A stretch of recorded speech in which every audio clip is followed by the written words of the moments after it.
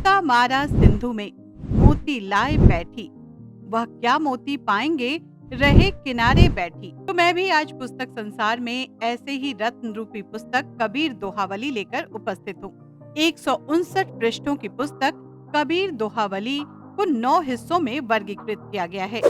लेखक नीलोत्पल द्वारा अपनी बात के अतिरिक्त जन्म और नामकरण और फिर बाल लीलाएं, वैवाहिक जीवन, शिक्षा और उपदेश के बाद ना काहू से बैर, काव्य संसार, पंच तत्व से मेल, उनके दोहे और पद। कबीर के जन्म और मृत्यु दोनों ही चमत्कार थे, ऐसा किंवदंतियों में बताया गया है। मगर ये सत्य है कि बनारस के घाट पर कबीर शिशु के रूप में नीरू जुलाहे को मिले थे। उसकी पत्नी नीमा ने कबीर को पाला, मगर बचपन में ही नन्हा शिशु कबीर माँ नीमा की दुविधा पर बोल पड़ा था। तब साहब हूँ कारिया, ले चल अपने धाम, युक्ति संदेश सुनाई हो, मैं आयो यही काम।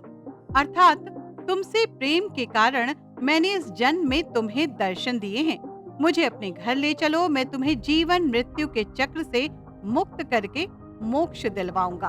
और ऐसा सुनकर नीरू और नीमा आश्चर्यचकित भी हुए और आश्वस्त भी हो गए। संत कबीर के बालपन के किस्से पुस्तक में विस्तार से दिए गए हैं। किस तरह उन्हें काजियों द्वारा अशुभ बताया गया तो कैसे उनका नामकरण एक विवाद बन गया। जब नन्हे शिशु के गले पर छुरा रेता गया तब भी कुछ न होता देख लोग डर गए। संत कबीर के दोहे आम जीवन में हम हमेशा इस्तेमाल करते हैं। कई दोहे तो धर्म, जाति, पंथ पर कुठाराघात करते कहे गए हैं, जिन पर आज भी कम विवाद नहीं होते। लागी लागी क्या करे, लागत रही लगार, लागी तभी जानिए, निकसी जाए दुसार। इतनी सुंदर बात कही गई है कि जीवन में ठोकरें लगती रहनी चाहिए, मगर सही ठोकर तो गुरु की ही होती है, जिससे मन शरीर के सारे विकार दूर हो जाएं, यानी निकल जाएं। आगी आंची सहना सुगम, सुगम खड़ग की धार, नेह निबाहन एक रस, महा कठिन व्यवहार। अब इस दोहे का अर्थ अगर सच्चे अर्थों में समझना है तो उन युग पुरुष को पढ़ना बेहद सुरुचि व ज्ञानवर्धक होगा।